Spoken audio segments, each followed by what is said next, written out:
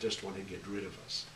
Our biggest problem was that nobody wanted to take us in. We tried every which way, and my parents had an attorney. They said yes, gave them money to get us into South America. We're going to go into Bogota, Colombia. And yes, just to get out, just to get out.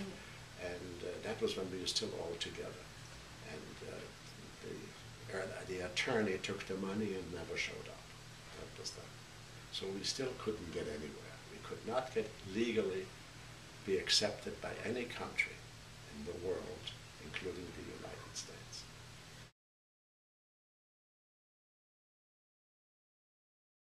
After 3 months, or not 4 months I was there, I got word that all Jewish illegals, we were all illegals, had to go to a place called Samobor, which is very close to Zagreb, which is the main city, and that just nothing is going to happen. Nobody's going to send us back. We are still in, this is still a separate country. And this is in 1939. We're now in 1939, right? 1939. So, and that is the latter part of 1939. And from 1939 to 1941, we were in that place, which is a very lovely place. Everything was fine. We were very fortunate that my cousin was well off enough to send us money so we could have a halfway decent life. But we could not leave there. That was the one thing. We were not allowed to leave that particular area.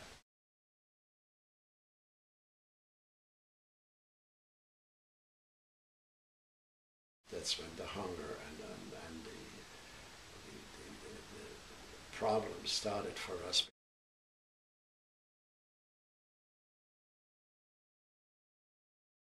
Next one is Kerestinets. Now, Kerestinets eventually became a death camp.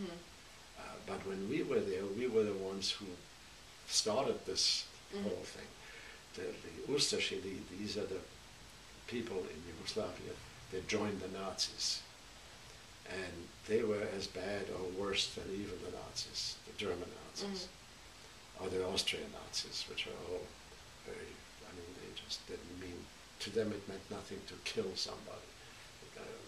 To us it was incredible, but that's what it was. Well, the first night when we were there, we were swamped by rats. I don't know if you can imagine. Rats are dangerous. They're very, very, I mean, they really, and they looked for the food. They would look for food. All of a sudden here we were. And they were going, well, we were trying to sleep, for instance, at night. They would go over us, through our, I mean, it was, for people who are not used to anything like that, it was horrible. It was just horrible. Food was terrible. They gave us some slop that was inedible practically.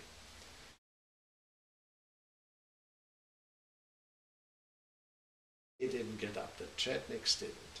They were still fighting the Nazis. They didn't know that we were not. They had no idea. And while we were doing this work, they were shooting at us. They thought we were Nazis, you know. So they showed. So we were in jeopardy in both directions. Not enough food, horrible areas, sleeping on a ground that was freezing at night, and we had nothing really except what we brought with us, and it couldn't be too much.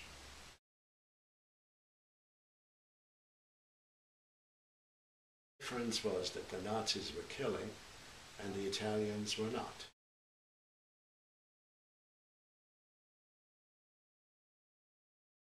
We came to the actual border, to split. And sure enough, here they stopped us, and they said, how many people got on after the thing? It says 4 people, 3 of us and this girl. Well, he says, okay, he wants to see papers. So he got up there, and the woman that stayed with us or something was wrong with her papers. And they got into this big, long conversation, speaking Italian already. By then, you know, I couldn't speak Italian. Yeah. And he got so distracted with this that he just, after he got through with her, he just turned around and walked out. One of hundreds of miracles.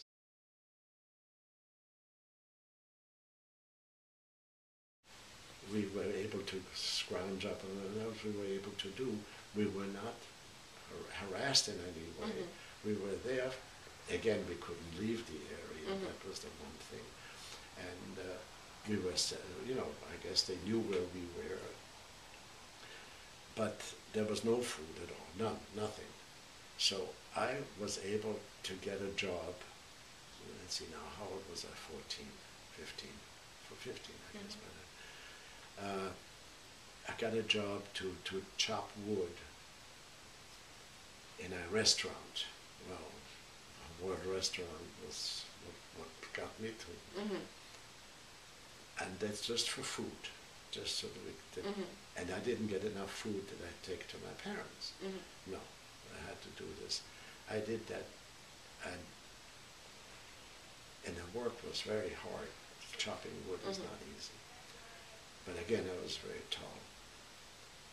I got on a scale there, because it was, you know, it's a restaurant.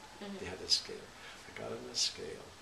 I was 6'2", and I weighed under 100 pounds.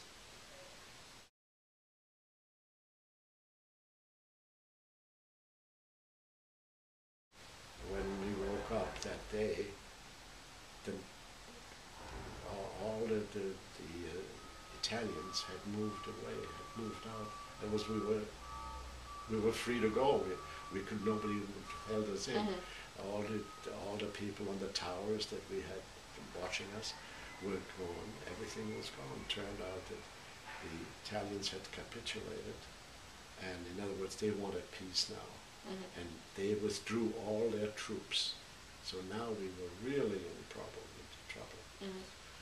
But what happened is that this is when the partisans came to liberate us. We didn't know where to go and what to do. And there were about again, 75 to 100 of us who were there. And partisans came and they said, look, you can stay here and wait until the Nazis take over. And you know what that means. We all knew that, of course. And there were some elderly people who just said, we can't do it anymore. We could not face it, will come what may, and they all perished, every one of them. But those that left, and I would say about 75 of us, were put into different groups.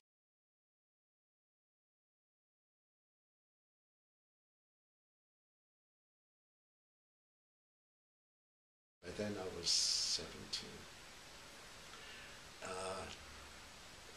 I was interrogated, let's say, by the partisans. And they said, well, I said, you know, I didn't push it, but I didn't deny it either. And they said, well, you go now with us. And I said, what about my parents? They didn't speak the language. And he said, well, we don't know. This is something, others will take care of them. So that's how we got separated. We went from one place to another where we had a view to the main road. And that's where the Nazis were going back and forth, you know, they were also on foot too. And we would be in the woods and we would shoot. Now, if you ask me, did I shoot anybody, did I kill somebody personally, I say I would have to tell you I don't know, because there were a dozen of us and we all shooting at the same time.